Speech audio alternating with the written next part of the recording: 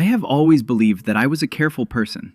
Every evening before work, I packed my backpack, prepared my clothes for the next morning, checked my calendar, and placed everything I needed beside the front door. My routine almost never changed, and because of that, I rarely forgot anything important. My coworkers often joke that I probably planned every minute of my mornings. They were not completely wrong. I liked routines because they made life easier and helped me avoid unnecessary stress. That was exactly why the morning I forgot my laptop became one of the most unforgettable workdays of my life. The mistake seems so small, but it completely changed everything that happened afterward. The previous evening had been unusually busy. My team was preparing a presentation for one of our biggest clients, and I stayed at home working much later than I normally would. I reviewed every slide several times, corrected a few numbers, adjusted the charts, and added some notes that I wanted to remember during the meeting. Around midnight, I finally closed my laptop and placed it on my desk because I planned to read through everything one more time in the morning. Normally, I would have packed my backpack immediately, but I was exhausted. I convinced myself that there was no way I would forget my laptop because it was the most important thing I needed for work the next day.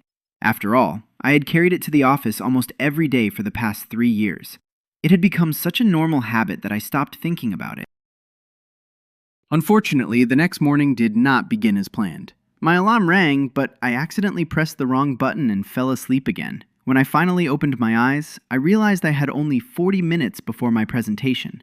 I jumped out of bed, took a quick shower, dressed as fast as possible, poured coffee into a travel cup, grabbed my backpack, and rushed downstairs to catch the bus. My mind was completely focused on the presentation. I kept repeating important numbers and ideas in my head while walking toward the bus stop. Because I was thinking about work, I never once looked inside my backpack to check whether everything was actually there. The bus arrived almost immediately, which felt like good luck. During the ride, I answered a few emails on my phone and reviewed my meeting schedule. Everything seemed to be going surprisingly well, despite waking up late. I even smiled, because I realized I would still arrive at the office 15 minutes before the presentation. When I entered the building, several coworkers greeted me and wished me good luck. I thanked them, walked confidently to my desk, placed my backpack on the chair, and reached inside to take out my laptop. My hands searched through the bag once, then twice. I pulled out a notebook, a charger, my lunchbox, and a water bottle, but the laptop was nowhere to be found. I searched every pocket again, even though I already knew the truth. I had forgotten my laptop. For several seconds, I simply stared into my backpack without moving.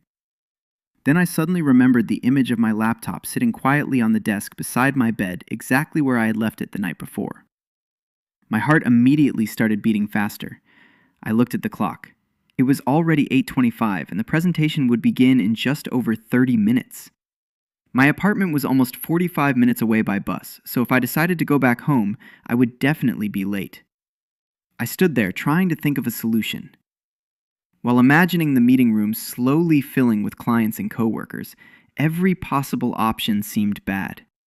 Taking a taxi might save a little time, but morning traffic was already heavy. Asking someone else to pick it up was impossible because I lived alone. For the first time that morning, I realized that panicking would only waste more time.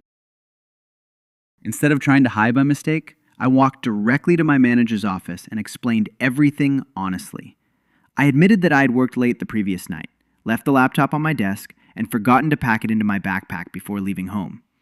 I expected disappointment because the presentation was important, but my manager surprised me. He stayed calm and reminded me that everyone makes mistakes sooner or later. He explained that the priority was not blaming anyone, but finding the fastest solution.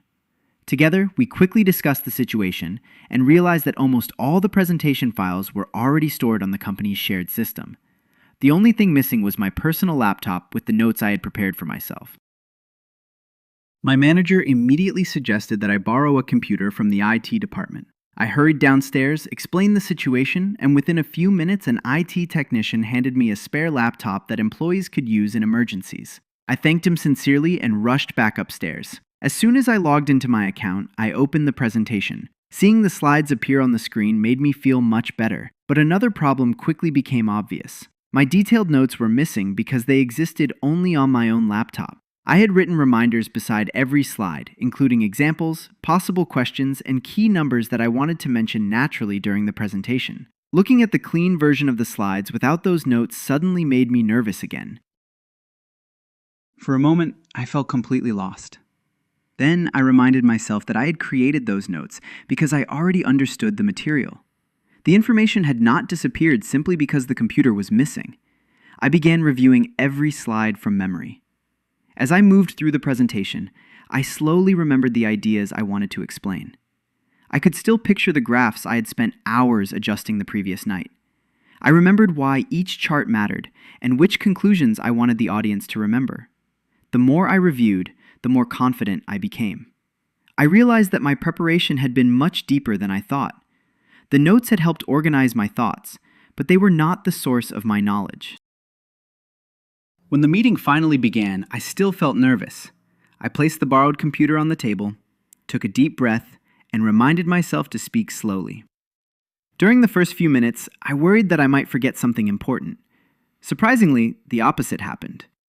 Without constantly looking down at my notes, I focused much more on explaining the ideas in my own words.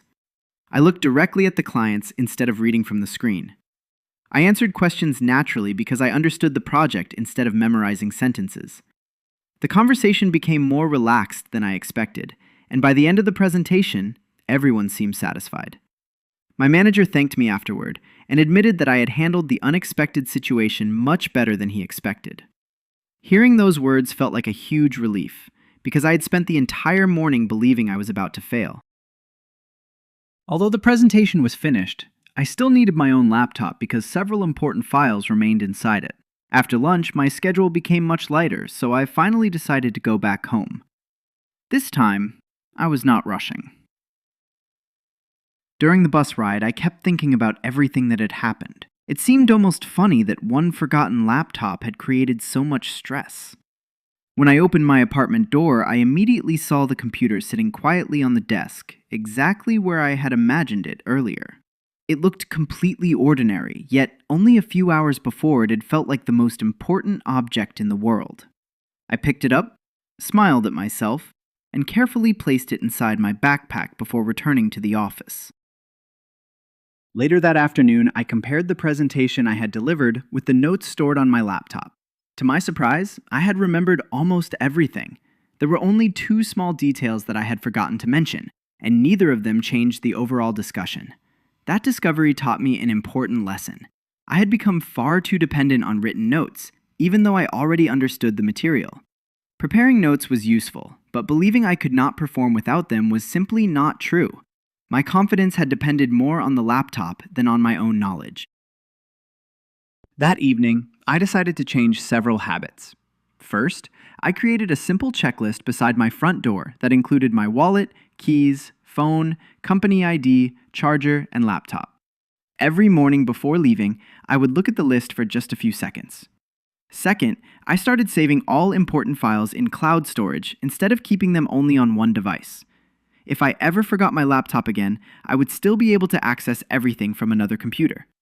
Finally, I promised myself that I would practice presentations until I understood every idea well enough to explain it naturally without depending on written reminders. Several months later, a new employee in our department arrived looking embarrassed because he had forgotten his laptop at home on the morning of an important meeting. As soon as I heard his story, I smiled because I immediately remembered my own experience. Instead of laughing at him, I shared everything that had happened to me that day. I explained how I had borrowed a computer, worried about my notes, completed the presentation successfully, and learned an important lesson about preparation. I could see the relief on his face because he realized he was not the first person to make such a mistake. Sometimes people do not need perfect advice. They simply need to know that someone else has experienced the same problem and survived it. Looking back now, I no longer remember that Tuesday as the day I forgot my laptop. I remember it as the day I discovered that good preparation is much more valuable than perfect conditions. The laptop contained useful files, but the real knowledge already existed inside my own mind.